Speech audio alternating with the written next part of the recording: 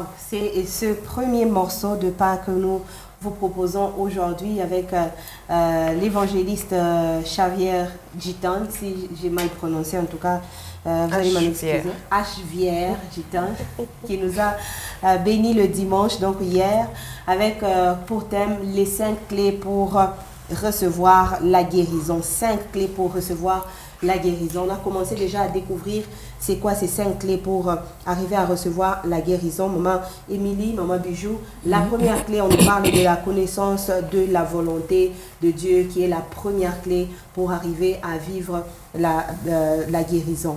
Alors j'ai aimé parce qu'il a dit tout ce qui est bon, il a défini le bon. Le bon, c'est tout ce qui n'est pas du diable. Pour dire que chez le diable, il n'y a rien de bon qu'on peut retrouver. Oui, chez le diable, il n'y a rien de bon. Le Seigneur, quand il créait, il disait que tout était bon, que tout était parfait. Et tout ce qui est négatif, donc tout ce qui est contraire de bon, ça vient du diable. Hein, on ne peut pas dire que non, c'est le Seigneur qui a créé. Le Seigneur n'a pas créé la maladie. Le Seigneur peut permettre qu'on soit malade, ça peut être une épreuve. Mais lui, il n'a pas voulu que les hommes puissent commencer à tomber malades et les amener même à la mort. La pensée de Dieu en nous créant, c'était une pensée de l'éternité. C'est l'homme qui est tombé dans la chute de l'homme. L'homme s'est exposé maintenant à la mort, il s'est exposé aux maladies, il s'est exposé à tout ce que le diable amène. Donc la faiblesse de l'homme s'est manifestée. Oui, la faiblesse... est-ce qu'on dira la faiblesse de l'homme? La faiblesse, oui. En fait, je ne peux pas dire la faiblesse de l'homme parce que nous, le Seigneur nous a créés parfaits. Il nous a créés parfaits. C'est quand l'homme désobéit, oui, on peut dire qu'il devient maintenant faible. Il est vraiment exposé à tout vent qui passe. C'est pour cela que nous devons connaître la volonté de Dieu. Je pense que le souci de l'évangéliste, c'était... cette volonté-là, la volonté de Dieu, c'est de nous guérir. Ce n'est pas de nous laisser trimballer avec les maladies, ceci, cela. Et c'est ce que nous devons nous approprier. C'est ce que nous devons connaître. Connaître que les maladies ne viennent pas de Dieu. Connaître que le Seigneur, lui, est là pour nous guérir. Il veut notre guérison. Voilà. Le Seigneur veut notre guérison. Il a même dit, à aucun moment, Jésus, à qui on a demandé une guérison, a dit non, toi je ne te guéris pas. Non, je refuse de te guérir. Non, pas aujourd'hui. Il l'a fait parce qu'il voulait que tout le monde soit en bonne santé. C'est déjà un premier pas. Quand on est en bonne santé, on va même bien servir le Seigneur. Et donc, tout ce qui n'est pas bon n'est pas de Dieu. Effectivement, il a dit, hein. Tout ce qui n'est pas bon, tout ce qui fait manquer la paix à l'homme, tout ce qui tourmente les cœurs de l'homme ne vient pas de Dieu. Et j'ai aimé ce que l'évangéliste a dit, la volonté de Dieu. Donc il est très important pour l'homme aujourd'hui de connaître quelle est la volonté de Dieu. La volonté de Dieu, c'est de te voir en bonne santé. La volonté de Dieu, c'est de te voir t'épanouir. Voilà pourquoi on peut voir, la Bible nous dit, je souhaite que tu prospères à tous égards comme prospère l'état de ton âme. Ça, c'est la volonté de Dieu. C'est ce que Dieu veut. Il dit par tes meurtrissures nous sommes, c'est ça dans la Bible, on dit par tes meurtrissures nous sommes guéris. Donc ça c'est la volonté de Dieu. Dieu ne veut pas nous voir malades, il veut nous voir prospérer à tous égards, il veut nous voir épanouis, il veut nous voir jouir de la vie qu'il nous a donnée, il veut nous voir nous servir. Voilà pourquoi il dit, les servir, pardon, voilà pourquoi il dit... Vous me servirez, j'éloignerai la maladie loin de vous. Pourquoi il veut éloigner la maladie? Pour que nous puissions bien les servir. Un corps malade ne peut pas servir le Seigneur. Ça, c'est la volonté de Dieu. Et quand tu ignores toutes ces choses-là, tu vas faire comme l'évangéliste a dit. Tu vas t'approprier, tu vas parler de la maladie comme étant la tienne. Ma maladie ici. Mes maux de tête ici. Mes problèmes de tension. Je ne fais pas ça à cause de mes problèmes de tension. Je ne sais pas me lever très tôt matin parce que vous avez, j'ai une telle maladie qui ne me permet pas. Je ne sais pas venir peut-être servir les seigneurs les matins à cause de ma maladie ici. Normalement, il faut que je sois là d'abord les matins à la maison, qu'on me fasse un bon repas, que je prenne mon médicament à 8 heures juste. Vous voyez, si j'ai quitté chez moi avant 8 heures et que je venais à l'église, je veux me débrouiller comment? Parce que j'ai ma maladie. On s'approprie, ça devient notre maladie. Alors que ce n'est pas ce que Dieu, le Seigneur veut. Le Seigneur veut nous voir prospérer à tous égards, comme prospère l'état de nos âmes. Le Seigneur veut que nous puissions les servir en très bonne santé, parce que c'est lui qui vient pour éloigner la maladie.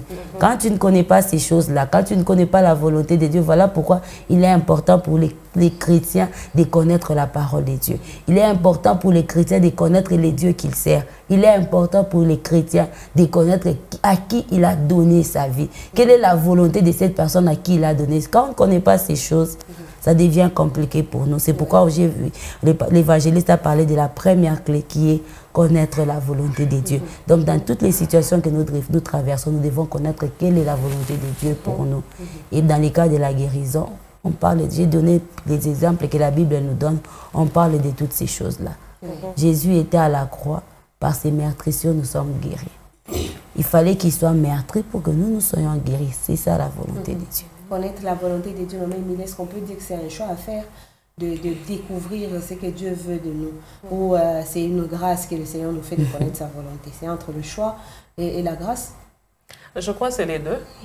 Les deux, parce que la vie chrétienne, déjà, c'est un choix. Parce qu'il y a deux voies. Le Seigneur nous dit dans sa parole, je mets devant vous deux voies, deux chemins. Tu choisis la vie, tu vis, et tu choisis d'aller de l'autre côté, tu choisis la mort. La vie chrétienne, c'est déjà un choix. Et au-delà de tout ça, ou avant tout cela, c'est la grâce que le Seigneur nous a faite pour faire ce choix-là. Donc la grâce précède le choix. Hein, tout le monde est sous la grâce, mais beaucoup méprisent cette grâce-là.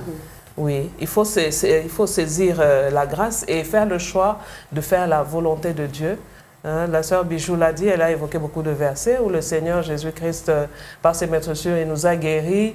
Il a été opprimé, flagellé pour nous. Vous lisez Ésaïe 53, c'est vraiment un chapitre qui nous donne même le souci de celui qui est mort pour nous. Des fois, on n'arrive pas à comprendre que le Seigneur s'est vraiment donné. Mais il a été flagellé. Toutes ces blessures-là, c'était pour que nous puissions obtenir la guérison. Hein, pour que nous puissions obtenir la guérison. C'est par un acte de foi que nous acceptons ce qui est écrit et nous entrons nous nous approprions cette guérison-là. Donc c'est aussi un choix, mais c'est aussi, ça vient de, ce qui est au-dessus du choix, c'est la grâce de Dieu, la grâce que le Seigneur nous a faite. Hein, et regardez dans les évangiles, regardez comment le Seigneur a marché. Il est venu seulement pour faire du bien. Quand il trouvait quelqu'un malade, il était ému de compassion. Il avait la compassion et il demandait seulement, est-ce que tu crois que je peux le faire? Quand quelqu'un était guéri, sauvé, il lui disait, c'est ta foi qui t'a sauvé, c'est ta foi qui t'a guéri. Donc le Seigneur est venu pour faire le bien, le bien, le bien. Et dans tous les biens là, il y a aussi la guérison. Dans tous les biens, il y a la guérison que le Seigneur a voulu de nous. Est-ce qu'on va dire qu'un corps malade aujourd'hui n'est pas un corps de quelqu'un qui a découvert la volonté de Dieu? Donc je prends un berger, un homme de Dieu, un pasteur qui tombe malade. Est-ce qu'on va dire qu'il est sorti en dehors de la volonté de Dieu parce que Dieu nous veut en bonne santé? C'est quelqu'un qui est en communion avec le Seigneur à tout moment. Il est là à chercher Dieu. Est-ce que quand il tombe malade, on peut dire qu'il est parti en dehors de la volonté? Pas du tout. Pas du tout. On ne peut pas d'emblée confesser ça parce que le corps, il est physique. Voilà. Hein, ce n'est pas que...